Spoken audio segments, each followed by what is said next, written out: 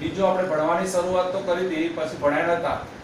નિશ્ચિત પ્રમાણનો નિયમ કયો ભણવાના છે બેટા? નિશ્ચિત પ્રમાણનો નિયમ, અથવા મેં તમને કીધું તો બેટા નિશ્ચિત સંઘટનનો નિયમ પણ કહેવાય. યાદ છે ને બેટા? નિશ્ચિત સંઘટનનો નિયમ યાદ હોય તો બરાબર. ચલો હવે આપણે એને ડિટેલમાં ભણીએ છીએ, ધ્યાન આપીશું. પીડીએફ મળી ગઈ હતી, મેં ફરીથી મોકલી હતી, મળી ગઈ હતી સાક્ષી પીડીએફ બેટા?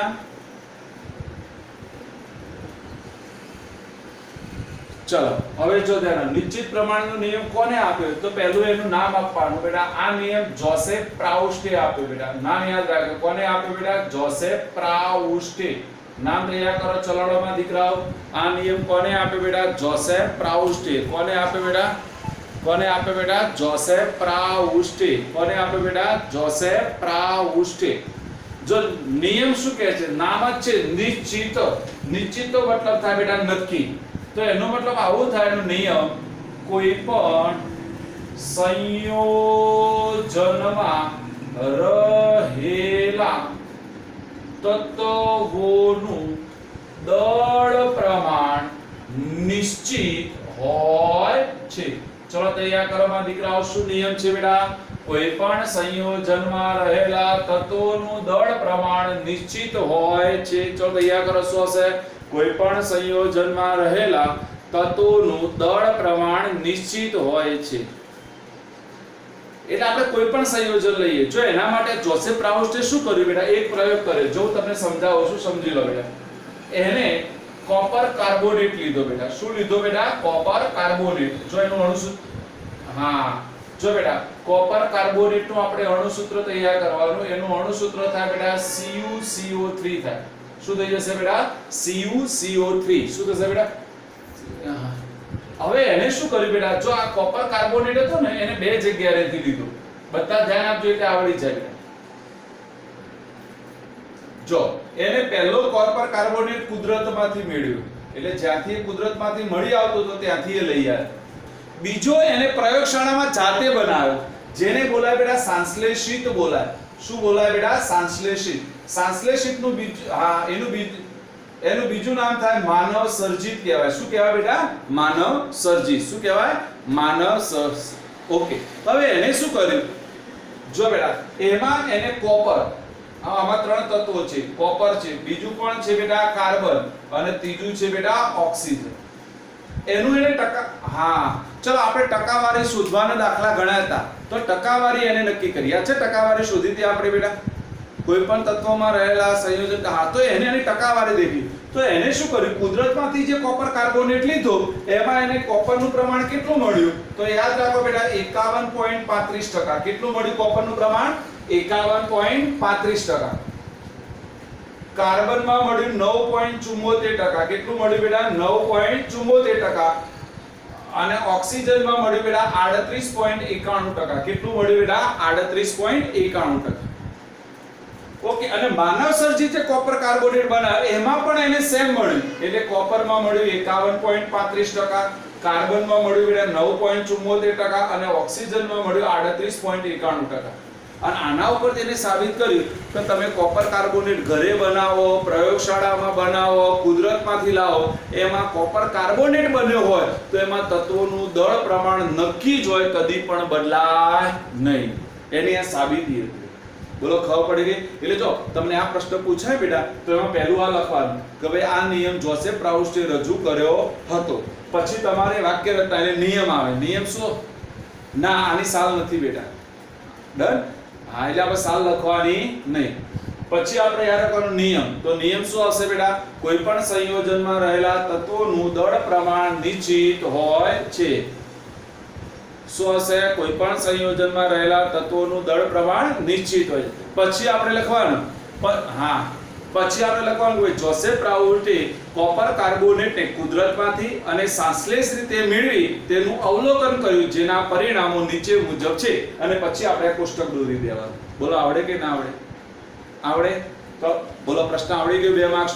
બોલો કોઈને કઈ ડાઉટ્સ બેટા? બંનેમાંથી કોઈને કઈ ડાઉટ નહીં? હા જો બેટા લગભગ જો ઓલમોસ્ટ થિયરી જે કામ આજે અથવા પરમ દિવસે પૂરી થઈ જશે. તો આપણે એવું કરીએ બેટા, જો તમે બે તૈયારી બતાવતા હોય તો આપણે એક નાની એક્ઝામ લઈ લઈએ. તો શું થઈ જાય? એ બાના આપણે તૈયારી પણ થઈ જાય.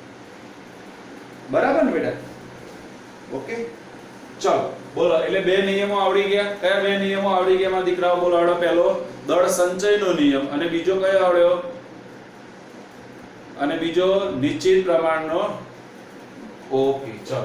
ઓકે, બે આવડી ગયા માં દીકરાઓ?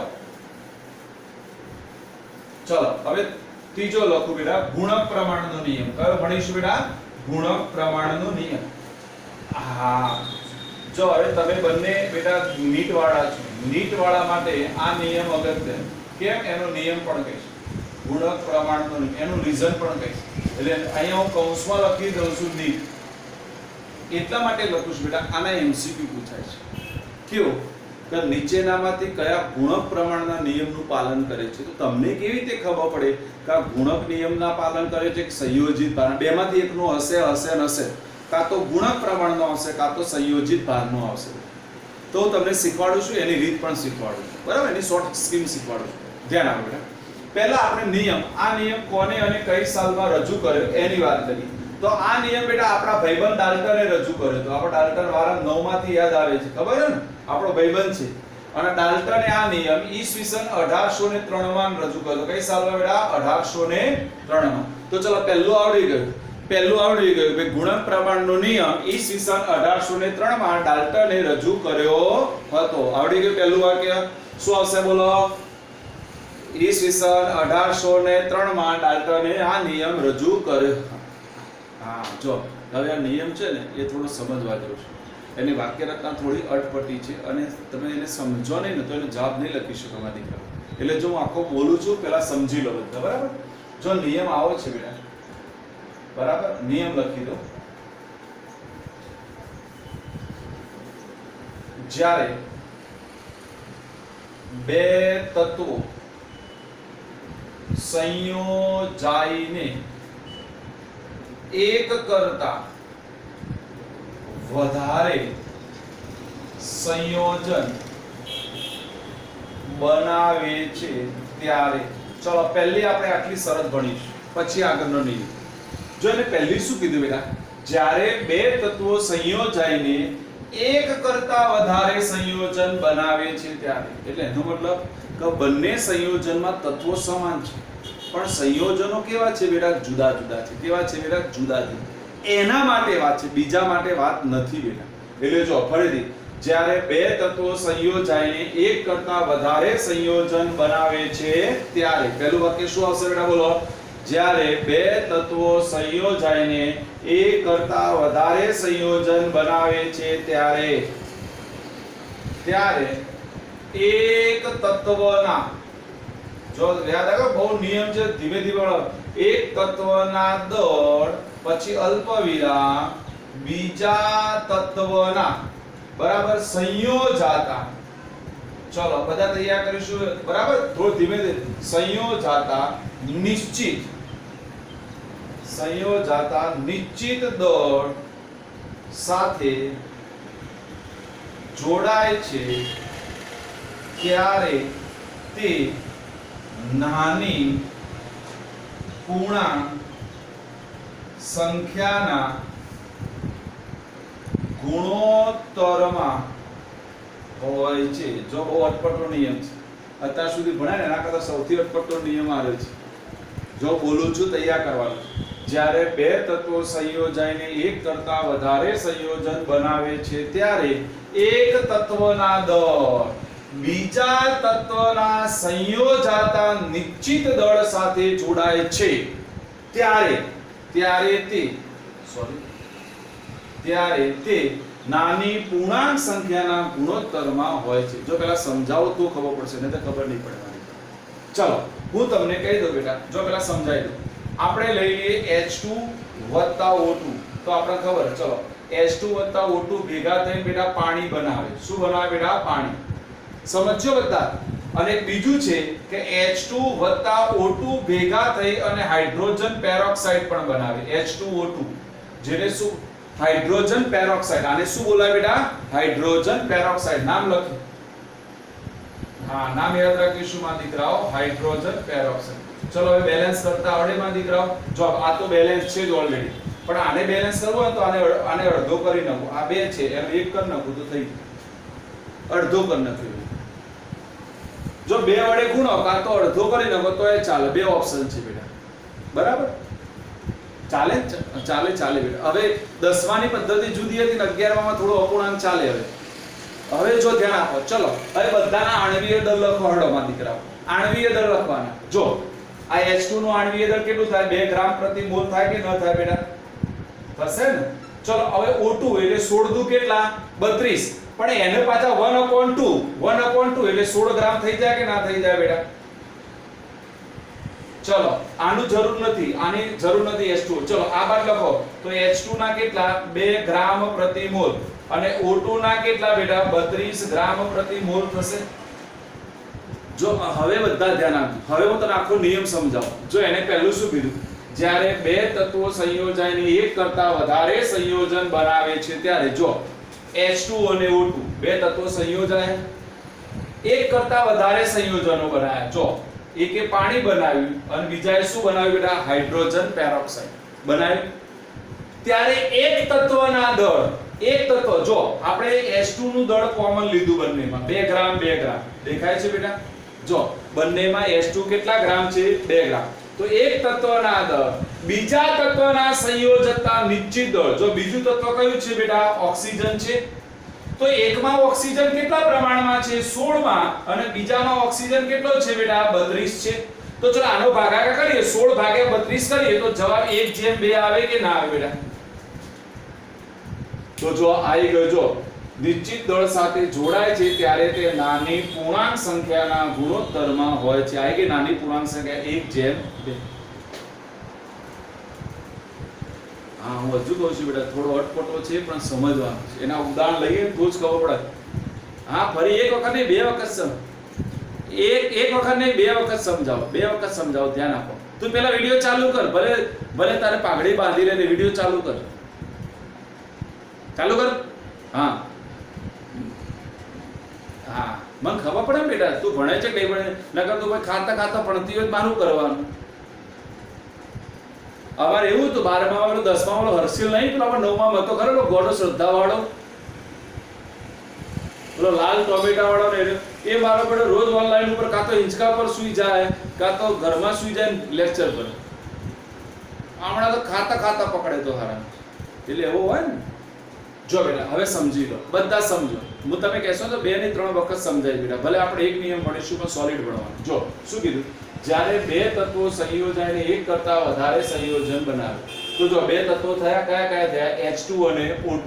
જો અહીંયા પણ કોણ બેટા? H2 અને O2.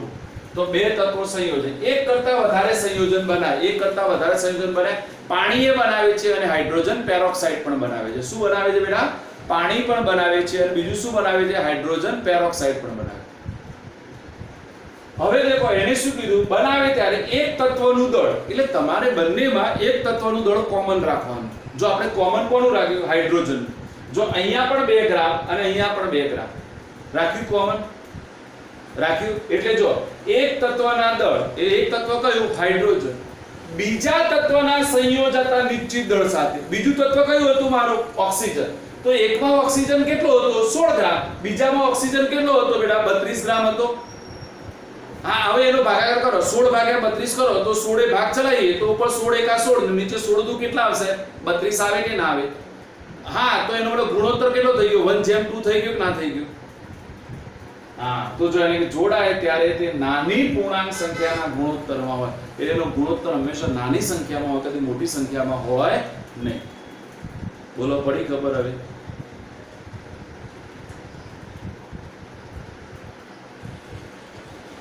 નાનીનો મતલબ શું થાય? 1 to 10 માં. નાનીનો મતલબ શું થઈ જાય બેટા? 1 to 10 માં. જો તમારા ખ્યાલ દેખો 1/2 તો 1 to 10 માં આવી ગયો કે ના આવી ગયો? કોઈ મોટી સંખ્યાઓ ના હોય એવો ગુણોત્તર ના આવે. 500 ભાગ્યા 600 32 ભાગ્યા 50 આવો ગુણોત્તર કદી આવે નહીં. તમે એનો ગુણોત્તર લઈ લો તો હંમેશા નાની પૂર્ણાંક સંખ્યા આવી જાય. પડી? ચલો નિયમ તૈયાર કરો. બધા નિયમ વાંચો. ચલો PDF તમારી પાસે હોય તો વાંચો. મને બોલવાનો છે બંને નિયમ બોલીને જવાબ આપવાનો.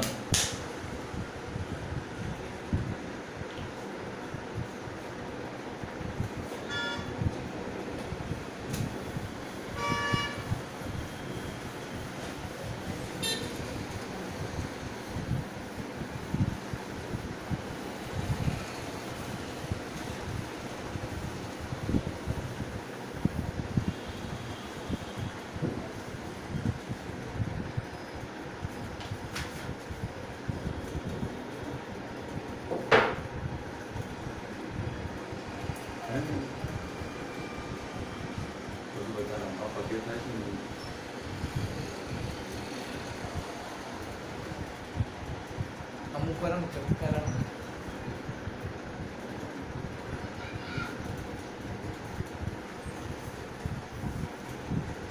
આવવા જવાનું એમ તો સારું તડકો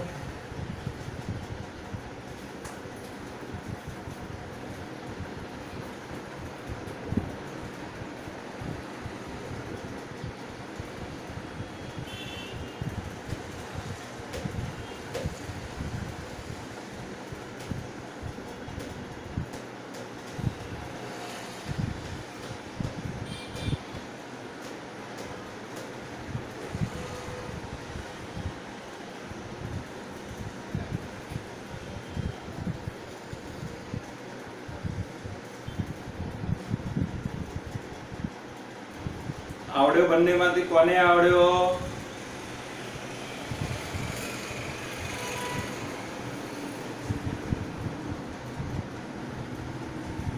હા બોલો બેટા.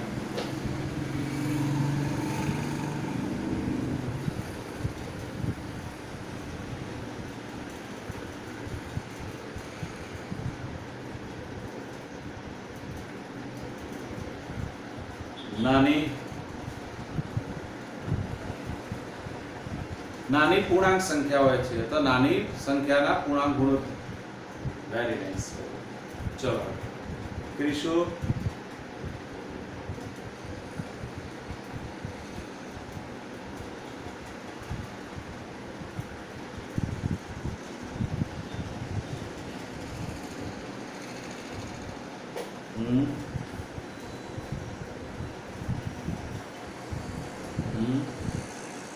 ત્યારે તે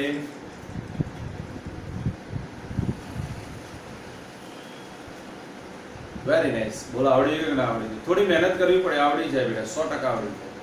બોલો જો હવે એમસીક્યુ કેવો પૂછાય હું તમને શીખવાડી દઉં. બધાનું ધ્યાન અહીંયા, બધાનું ધ્યાન અહીંયા બેટા. જો એમસીક્યુ આવી રીતે પૂછાશે, જો આવું પૂછાશે, જો હું લખું છું એમસીક્યુ, નીચેનામાંથી કોણ ગુણક પ્રમાણના નિયમનું પાલન કરે છે. ઓપ્શન આપેલા છે. એ ઓપ્શનમાં હશે HCl અને H2O. બી ઓપ્શનમાં હશે HCl અને Cl2O. સી ઓપ્શનમાં હશે SO2 અને SO3 અને ડી ઓપ્શનમાં હશે તમારો HCl અને H2S. ચલો કોણ કહેશે શું જવાબ? ફરીથી નીચેનામાં સી આવશે. હા આ સી આવે. જો આપણે શું યાદ રાખવાનું? બંને તત્વો સમાન હોવા જોઈએ. જો અહીંયા H છે અને Cl છે, અહીંયા H અને O છે, તો તત્વ બદલાઈ ગયું. બદલાઈ ગયું ના બદલાઈ ગયું? જો અહીંયા પણ દેખો H અને Cl છે અને Cl અને O છે. અહીંયા બંને તત્વો સમાન છે. સાક્ષી ક્યાં નજર છે? સાક્ષી ઘરમાં રખડે છો? શું કરે સાક્ષી? અસ્તિ હસાય નહીં હો, વધારે અસ્થિના નકર દુખાશે પાછું. વધારે બોલીશ તોય દુખાશે. કામ ખબર માસૂમને સેમ આવું હતું. એને એક વખત આ બાદ તોડી નાખ્યું અને બીજા વખત આ બાદ તોડી નાખ્યું. એ તાર જેવો છે એમને. આ માસૂમે સોસાયટીમાં ચાલતો હતો ને પિલ્લર સાથે અથડાઈ ગયો. બોલો એમનેમ. અમુક ખબર બે ભાઈ બેન રખાત છો, મેં ના કીધું આજે. ચલો બેટા જો સાક્ષી અહીંયા ધ્યાન આપ બેટા. આ સૌથી અઘરી વસ્તુ છે બેટા, નકર નહીં આવડે અને નીટમાં પૂછાય છે. તમારે એવું દેખવાનું કે ચાર ઓપ્શનમાં એવો ઓપ્શન પસંદ કરવાનો કે જેમાં બંને તત્વો સમાન હોય બેટા. બંને તત્વો કેવા હોય? સમાન. જો કેવા? અહીંયા H અને Cl છે, અહીંયા H અને O છે, તો તત્વ બદલાઈ ગયું બેટા. અહીંયા H અને Cl છે અને Cl અને O છે, તો Cl કોમન છે, બાકીનું બદલાઈ ગયું. અહીંયા S અને O છે, S અને O છે, તો આ બંને તત્વો સમાન છે. ખબર પડી કે ના પડી? તો એ જવાબ આવે. જો બેટા ક્રિશા અહીંયા ધ્યાન આપ બેટા. પણ જો આ બાકીના ત્રણે ત્રણ છે એટલે ઓપ્શન A, ઓપ્શન B અને ઓપ્શન D એ ત્રણે ત્રણ સંયોજિત ભારનો નિયમ છે. કોનો નિયમ છે બેટા? સંયોજિત ભારનો નિયમ. સંયોજિત ભારમાં શું હોય? એક તત્વ કોમન હોય, બાકીનું બદલાતું રહે. જો ચેક કરો આ ત્રણે ત્રણમાં એક તત્વ કોમન હશે, બાકીનું બદલાશે. બદલાય છે. જો HCl H2O બંનેમાં H કોમન, Cl અને O જુદો જુદો. HCl અને Cl2O, Cl કોમન, H અને O જુદો જુદો. HCl અને H2S, H કોમન, Cl અને H જુદો જુદો. તો એ કયા નિયમનું પાલન કરે બેટા? સંયોજિત ભારનું. કયા નિયમનું બેટા? તો ચલો હવે મગજમાં ક્લિયર થઈ ગયું બેટા કે આપણને એમસીક્યુ પૂછાય નીચેનામાંથી કોણ સંયોજિત ભારના નિયમનું પાલન કરે, કોણ ગુણક પ્રમાણનું નિયમ પાલન કરે? તો ગુણક પ્રમાણ બંને કોમન હોવા જોઈએ અને સંયોજિત ભારમાં એક કોમન અને બાકીના જુદા જુદા. યાદ રહેશે? યસ. આ શોર્ટ રીત શીખવાડી દીધી હો તમને બધાને. આ લાખ રૂપિયાની શોર્ટ સ્કીમ આપી દીધી. બસ કહેતા ના સાહેબ એટલે લાખ રૂપિયા લેવાના આપે, બરાબર ને મારા દીકરાઓ? આપશે તો કોઈ નહીં, પાછા હા તો બોલી દીધી પણ આપશે નહીં. ચલો બેટા હવે છે બેટા બીજો નિયમ. હા એના પછી આપણો નિયમ હતો, યાદ કરો બેટા, ગેલ્યુશેકનો નિયમ. તો ગેલ્યુશેકનો નિયમ સમજાવો. ધ્યાન આપજો. કયો નિયમ બેટા? ગેલ્યુશેકનો નિયમ સમજાવો. તો એક તો ખબર પડી જાય, એનું નામ છે એ તો એનું ખબર પડી ગઈ. કોને આપ્યો હશે? ગેલ્યુશેકે. એટલે આ નિયમ કોને આપ્યો? હા એટલે આ નિયમ ઈસવીસન 1808 માં ગેલ્યુશેકે રજૂ કર્યો. યાદ રાખો બેટા, આ નિયમ ઈસવીસન 1808 માં કોને આપ્યો બેટા? ગેલ્યુશેકે આપ્યો. કોને આપ્યો બેટા? ગેલ્યુશેકે. ચલો યાદ કરો, આ નિયમ કોને આપ્યો ઈસવીસન 1808 માં? ગેલ્યુશેકે. કોને આપ્યો બેટા? ગેલ્યુશેકે. જો આ નિયમ કોના માટે છે પહેલા યાદ રાખો. કાં તો કોઈ પણ પ્રક્રિયા થાય એમાં વાયુઓ સંયોજ આવવા જોઈએ અથવા વાયુઓ ઉત્પન્ન થવા જોઈએ, એના માટે જ લાગુ પડે. એટલે યાદ રાખો, કાં તો પ્રક્રિયા કરતા પદાર્થો વાયુ સ્વરૂપમાં હોવા જોઈએ, કાં તો નિપજ તમારી વાયુ સ્વરૂપમાં હોવી જોઈએ, તો જ આ નિયમ લાગુ થાય, નહીં તો આ નિયમ લાગુ પડે નહીં. એટલે ગેલ્યુશેકનો નિયમ કોના માટે છે? વાયુ પ્રણાલી માટે છે. કોના માટે છે બેટા? વાયુ પ્રણાલી માટે. યાદ રહેશે? કોના માટે છે બેટા? વાયુ પ્રણાલી. એટલે હા એટલે કાં તો તમારા પ્રક્રિયકો વાયુ અવસ્થામાં હોવા જોઈએ, કાં તો નિપજો વાયુ અવસ્થામાં હોવી જોઈએ. Done done. જો એટલા માટે નિયમ દેખો, નિયમ હવે આવડી જાય એવો જ છે. જો નિયમ હા બધાને આવડી જાય, પીડીએફ માં દેશો તો પણ ખબર પડી જશે મારા દીકરાઓ કે નિયમ આવો કે છે જ્યારે રાસાયણિક પ્રક્રિયામાં, જો એને સ્પષ્ટ કીધું કે રાસાયણિક પ્રક્રિયામાં વાયુઓ સંયોજાય છે અથવા વાયુઓ ઉત્પન્ન થાય છે ત્યારે, જો પહેલું આટલું કે જ્યારે રાસાયણિક પ્રક્રિયામાં વાયુ સંયોજાય છે અથવા વાયુઓ ઉત્પન્ન થાય છે ત્યારે, પહેલી શરત યાદ રાખો. શું કીધું બેટા? બોલો, આટલા સુધી બોલવાનું. જ્યારે રાસાયણિક પ્રક્રિયામાં વાયુઓ સંયોજાય છે અથવા વાયુઓ ઉત્પન્ન થાય છે ત્યારે, જો વાયુઓ સમાન તાપમાને અને દબાણે હોય તો તે, જો ભાઈ શરત આપી, જો ફરીથી, જ્યારે રાસાયણિક પ્રક્રિયામાં વાયુઓ સંયોજાય છે અથવા વાયુઓ ઉત્પન્ન થાય છે ત્યારે, જો વાયુઓ સમાન તાપમાન, એટલે એનું તાપમાન પણ સમાન હોવું જોઈએ અને દબાણ પણ સમાન હોય તો તેમના કદનો ગુણોત્તર કેવો હોય છે બેટા? સાદો હોય છે. તેમના કદનો ગુણોત્તર કેવો હોય? સાદો. સાદો એટલે નાનો. સાદો એટલે નાનો. ચલો તૈયાર કરો બેટા ફટાફટ. જ્યારે રાસાયણિક પ્રક્રિયામાં વાયુઓ સંયોજાય છે અથવા વાયુઓ ઉત્પન્ન થાય છે ત્યારે, જો વાયુઓ સમાન તાપમાને દબાણે હોય તો તે તેમના કદનો ગુણોત્તર સાદો હોય છે. તો તેમના કદનો ગુણોત્તર, આ વચ્ચે તે કાઢી નાખશો તો પણ ચાલશે, તો તેમના બોલશો તો પણ ચાલશે ડાયરેક્ટ. ચલો બધા તૈયાર કરીએ. શું આવશે બોલો રમા દીકરાઓ? જ્યારે રાસાયણિક પ્રક્રિયામાં સંયોજાય છે અથવા વાયુઓ ત્યારે વાયુઓ સમાન તાપમાને અને દબાણે હોય તો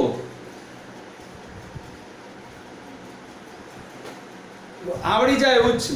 જો આટલું યાદ રાખવાનું, જો યાદ રાખવાની પદ્ધતિ શીખવાડી દઉં કે પહેલા તો કઈ કન્ડિશનમાં કે જ્યારે રાસાયણિક પ્રક્રિયા હોય એમાં વાયુઓ સંયોજાય અથવા વાયુઓ ઉત્પન્ન થાય તો એને શું કીધું, તો એને વાત કરી, પાછી શરત આપી ભાઈ એમના તાપમાન અને દબાણ કેવા હોવા જોઈએ, સમાન હોવા જોઈએ. તો શું થાય, તો એમનો કદનો ગુણોત્તર સાદો હોય. શું હોય એમના કદનો ગુણોત્તર સાદો. સાદોનો મતલબ ફરીથી કીધું નાની પૂર્ણાંક સંખ્યા હોય. શું હોય, નાની પૂર્ણાંક સંખ્યા. બોલો આવડી જાય? કોણ બોલશે નિયમ? ચલો એક વખત વાંચી દો પછી મને કહો માં દીકરાઓ.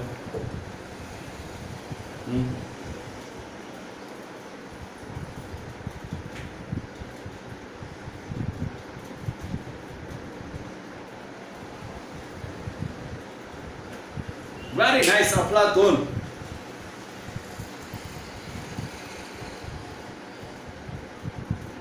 હા બોલો.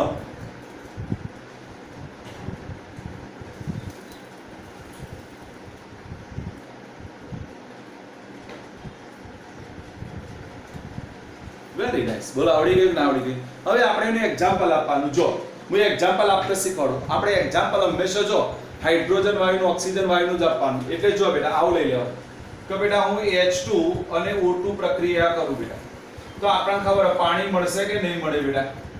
મળે. ચલો આનું બેલેન્સિંગ મેં તમને શીખવાડ્યું. આ 1/2 થાય કે ન થાય? હવે જો આ પણ આપણે ખબર H2 પણ ગેસ અવસ્થામાં હોય એટલે G હોય, O2 પણ G અવસ્થામાં હોય કે ના હોય?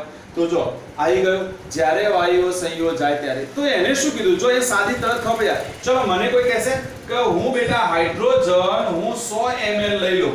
કેટલો લઈ લો બેટા? 100 ml. તો એના કરતા અડધો મારે શું જોઈએ? પાણી ઓક્સિજન જોઈએ કે ના જોઈએ? કેમ અડધો જોઈએ? બોલો અડધો. જો ખબર પડવી જોઈએ. જો અહીંયા સહગુણક કઈ ના હોય તો કેટલો લખાય? 1 લખાય કે ના લખાય બેટા? અહીંયા કેટલો આપ્યો છે? 1/2. કેટલો આપ્યો? 1/2. તો આપણે 1 એ 100 લીધા તો 1/2 એ કેટલા લેવા પડે? 50 ml લેવા પડે કે ના લેવા પડે? કેમ 50 લીધા? ફરીથી ના ખબર પડે ચેક કરી લો. જો તમે આ 200 લો તો આ 100 લેવા પડે, આ 300 લો તો આ 150 લેવા પડે. કેમ? આના કરતા અડધા લેવા પડે. શું લેવા પડે? હા તો ચલો આ બંનેનો ગુણોત્તર લઈ લો. હળો ચલો ગુણોત્તર લો. ગુણોત્તર આવડે કે ના આવડે? ચલો 100 ભાગ્યા 50 કરું તો શું હશે? 2:1 આવે કે ના આવે? હા તો આવી ગયો સાદો ગુણોત્તર. બોલો આવડી ગયો નિયમમાં દીકરા? આવડ્યો કેલ્ક્યુલેશનનો? તો ચલો કેટલા નિયમો મને આવડી ગયા? બોલો. એક પહેલો આવડી ગયો દળ સંચયનો નિયમ, બીજો આવડ્યો બીજો નિશ્ચિત પ્રમાણનો નિયમ, ગુણક પ્રમાણનો નિયમ, કેલ્ક્યુલેશનનો નિયમ આવડી ગયો. ડન. હા જો હવે તો સૌથી મોટા સંયોજિત ભારનો બેટા તમારા સિલેબસમાં નથી પણ એને એમસીક્યુ છે, મેં તમને શીખવાડી દીધું. ડન. હા એ નથી તમારા સિલેબસમાં તો બેટા, પણ નીટમાં એમસીક્યુ માં પૂછાય છે બેટા. એટલા માટે ખબર પડી કે ના પડી? 10 મિનિટ હાલ જ મેસેજ આવે. આમ કીધું આવી જઈને તો ચાલુ રાખે આટલા લેક્ચર.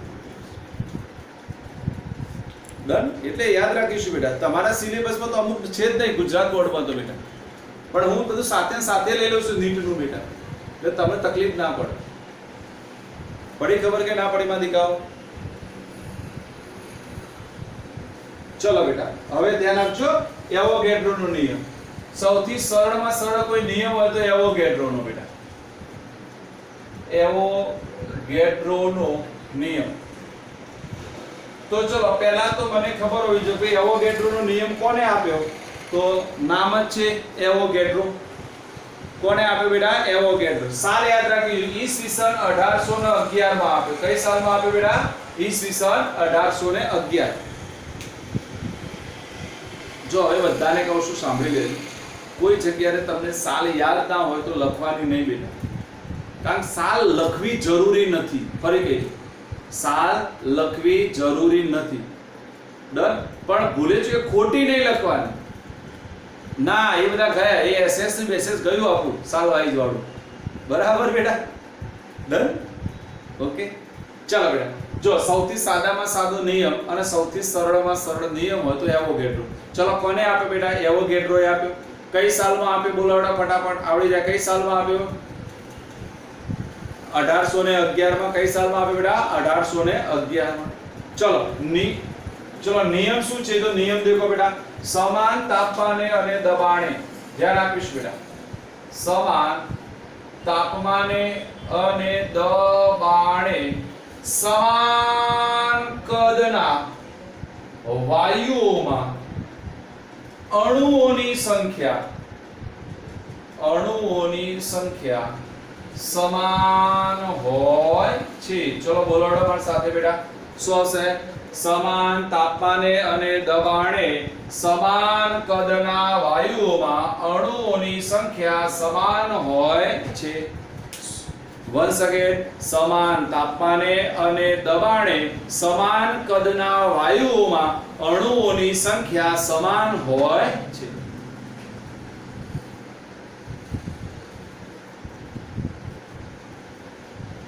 ચલો કોણ બોલશે? આવડી જાય.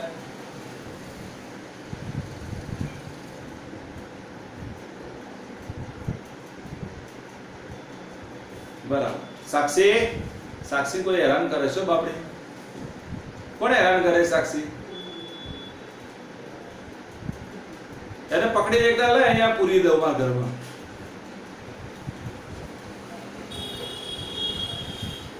કેવું છે બેટા? બોલાડો.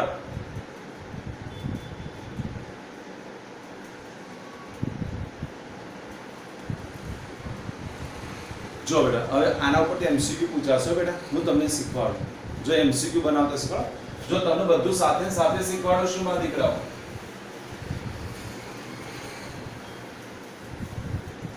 જો બધા ધ્યાન આપીશું એટલે ફટ લઈને આવડી જાય. જો તમને આવું કે નીચેનામાંથી, ધ્યાન આપીશું, નીચેનામાંથી કોનામાં અણુઓની સંખ્યા વધારે છે? સમજો, એમસીક્યુ છે. નીચેનામાંથી કોનામાં અણુઓની સંખ્યા વધારે છે? તો આપણે પેલા જેવું નહીં ગણવાનું, અણુઓની સંખ્યા ગણવા નહીં જવાનું.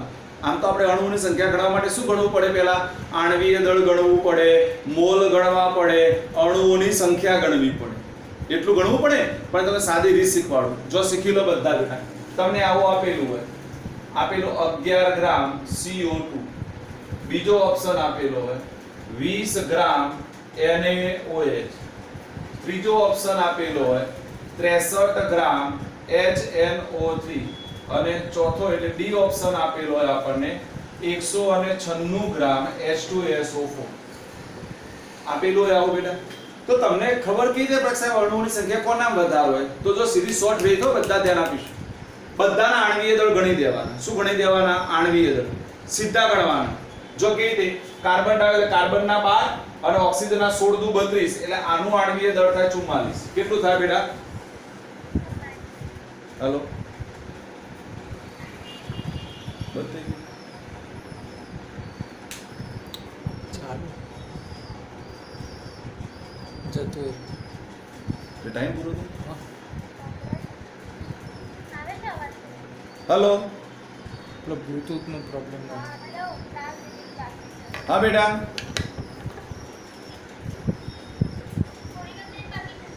હા થોડી મિનિટ બાકી છે ને, આમાં પૂરું કરીએ 2 મિનિટ. દેખી લો બેટા. જો આ બધાના આણ્વીય દળ ગણી દેવાના એટલે CO2 નું કેટલું થશે બેટા? 44 થશે. જો NaOH નું 40 થશે. હું ગણી દઉં છું સીધું બેટા. NaOH નું કેટલું થશે બેટા? 40. તમારા HNO3 નું 63 થશે અને H2SO4 નું 98 થશે. કેટલું થશે બેટા? 98. સમજજો. જો પહેલા મેં બધાના આણ્વીય દળ ગણી દીધા, હવે તમારે બધાનો ભાગાકાર કરી નાખો. વજન ભાગ્યા આણ્વીય દળ કરી નાખો. શું કરો બેટા? વજન ભાગ્યા આણ્વીય દળ. તો જો અહીંયા શું થઈ જાય? 11 ભાગ્યા 44, અહીંયા થશે બેટા 20 ભાગ્યા 40, અહીંયા થશે બેટા 63 ભાગ્યા 63 અને અહીંયા થશે બેટા 196 ભાગ્યા 98. થશે કે નહીં થાય બેટા? થશે. તો ચલો આમાંથી કોની સંખ્યા મોટી આવે તમારે મને કહો. જો 11 ભાગ્યા 44 કરું, 20 ભાગ્યા 40 કરું 63 ભાગ્યા 63 કરું કે 196 ભાગ્યા 98 કરું? કઈ મોટી સંખ્યા આવશે? 196 ભાગ્યા 98. હા, તો એના અણુઓની સંખ્યા વધારે, ગણવા નહીં રહેવાનું. એના અણુઓની સંખ્યા વધારે. ખબર પડી? અને જેની સંખ્યા નાની આવે, જો સૌથી નાની એની થશે, તો એના અણુઓની સંખ્યા સૌથી ઓછી. બોલો પડી કે ના પડી ખબર? એટલે જેનો ભાગાકાર મોટો એના અણુઓની સંખ્યા મોટી, જેનો ભાગાકાર નાનો એના અણુઓની સંખ્યા ઓછી. આ સીધું. હજુ કહું, તમારા બધા તમારી સાથે જે ભણશે ને એ બધા આખો દાખલો ગણશે. હું દાખલો નહીં ગણાવવા, સીધું બતાવી દેવા એમસીક્યુ માં. ડર કાંઈ નીટમાં બેટા સમય બચાવવાનો છે. બોલો આવડી ગયા આટલા નિયમો પાકે પાયા? બોલો આટલા સુધી કે ડાઉટ કરો કોઈને બેટા?